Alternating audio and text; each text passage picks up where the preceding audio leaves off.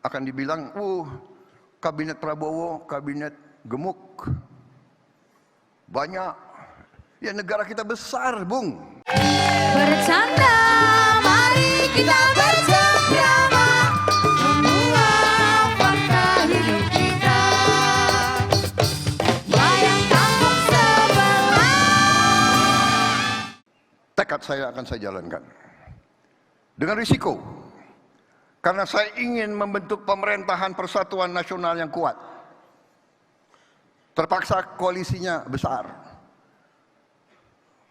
Nanti akan dibilang, kabinet Prabowo, kabinet gemuk, banyak.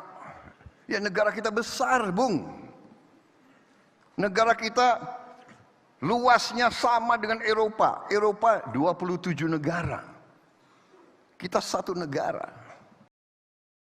Argumennya jelas kan, Prabowo perlu membentuk kabinet besar karena Indonesia adalah negara yang besar. Jika argumen membentuk kabinet besar karena Indonesia negara besar, mestinya yang harus dielaborasi atau dibongkar lebih jauh adalah problematika Indonesia sebagai negara besar. Apa beban masalah berat yang dihadapi Indonesia sebagai negara besar sehingga memerlukan jumlah kementerian yang sangat besar?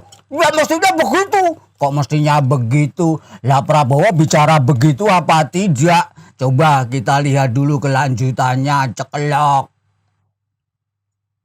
Contoh, Timor Leste, negaranya itu jumlah penduduknya 1,3 juta kalau tidak salah. 1,3 juta. Lebih kecil dari Bogor, Kabupaten Bogor. Kabinetnya, menterinya tahu nggak berapa? 28 menteri. Kenapa? Karena di koalisi juga. Di situ memang tidak ada penjelasan Prabowo tentang beratnya beban masalah Indonesia sebagai negara besar, Pret. Larinya justru ke dalih koalisi. Ya karena memang pembentukan kabinet gemoy bukan berangkat dari analisis beban persoalan Indonesia sebagai negara besar, melainkan berangkat dari koalisi besar. Ini politik akomodasi. Dari mana kita mengetahui pikiran itu? Dari contoh negara yang dijadikan rujukan oleh Prabowo, yakni Timor Leste. Negara yang jumlah penduduknya tak lebih besar dari Kabupaten Bogor, dikatakan jumlah menterinya 28. Alasannya pun ditegaskan karena pemerintahannya dibangun di atas pondasi koalisi parpol. Boleh dibilang argumen ini yang diajukan oleh Prabowo dalam pidato itu terjadi sesat logika ya, Pret? Sesat logika memang sudah menjadi kebiasaan sejak era pemerintahan Mulyono, untuk pembenaran selalu mengajukan pembanding negara-negara yang kondisinya lebih buruk sebagai rujukan. Harusnya mengajukan contoh pembanding ya negara-negara yang kondisinya lebih baik. Mestinya ajukan contoh misalnya Amerika yang sedemikian besar, anggota kabinetnya cuma 26 orang, itu pun termasuk wakil presiden. Demikian juga misalnya negara Cina yang populasi penduduknya 1,3 miliar juga hanya memiliki 26 kementerian. Tapi saya ingat ada pikiran Prabowo yang juga penting untuk dicatat, Brad. Negara dengan partai tunggal dengan sistem otoriter bisa saja membentuk kabinet ramping, disebutnya cukup 20 menteri. Artinya dengan koalisi gemuk Prabowo menghindari otoritarianisme. Nanti dulu coba kita simak dulu, ceklak. Kalau kita negara otoriter, ya kan, hanya satu partai, ya bisa jalankan negara ini hanya dengan 20 menteri, 24 menteri. Tapi saya harus merangkul semua kelompok, harus ada perwakilan. Harus ada perwakilan dari Indonesia Timur, Indonesia Barat, Indonesia Tengah, dari suku A, suku B. Harus ini Indonesia.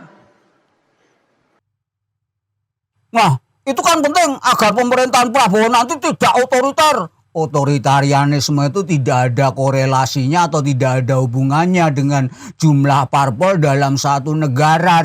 Single majority belum tentu otoriter, multi partai belum tentu demokratis. Contohnya Amerika hanya 2 parpol mayoritas yakni Republik dan Demokrat, namun tetap bisa menghadirkan sistem pemerintahan yang demokratis. Sebaliknya nggak usah jauh-jauh, Indonesia sendiri dengan jumlah parpol sekian banyak malah pemimpinnya cenderung otoriter. Otoritarianisme itu watak kepemimpinan, bukan karakter sistem kepartean. Intinya kabinet gemoy bukan jawaban atas persoalan yang dihadapi Indonesia, Pret, melainkan demi mengakomodir kepentingan koalisi. Betul, Lek. Penyelesaian persoalan tidak ditentukan oleh kuantitas atau jumlah orang yang terlibat, melainkan oleh kualitas pikiran. Kabinet itu institusi atau organisasi. Perilakunya sama dengan struktur tubuh manusia. Bodi ramping, atletis, sehat dan cerdas niscaya terengginas dan cekatan. Sebaliknya badan gemuk apalagi kurang sehat, niscaya geraknya lamban bahkan tidak bisa bergerak sama sekali karena kelebihan beban berat badan. Itu yang dikhawatirkan oleh banyak pihak, Pret. Kabinet gemuk ini jika tidak hati-hati justru menambah beban persoalan negara. Kekhawatiran yang sangat beralasan, Lek. Karena untuk sinkronisasi sebuah institusi baru dibutuhkan waktu sekurang-kurangnya 3 tahun. Dengan kabinet gemoy ini akan banyak departemen atau kementerian baru. Selama 5 tahun ke depan separuh lebih waktu habis untuk sinkronisasi. Selama proses sinkronisasi atau penyelarasan kinerja antar departemen itu artinya kementerian belum bisa bekerja apa-apa. Belum lagi terkait anggaran pembiayaan. Menyelenggarakan satu institusi kementerian baru biayanya sangat besar. Sementara kemampuan keuangan negara makin sempit. Bisa-bisa APBN habis untuk membiayai kabinet, rakyat tidak kebagian apa-apa. Belum lagi potensi korupsinya, Pret. Niscaya bukan makin berkurang tapi malah makin merajalela. Ketika kas negara menipis, ujung-ujungnya ya rakyat yang diperas. Ajur jum.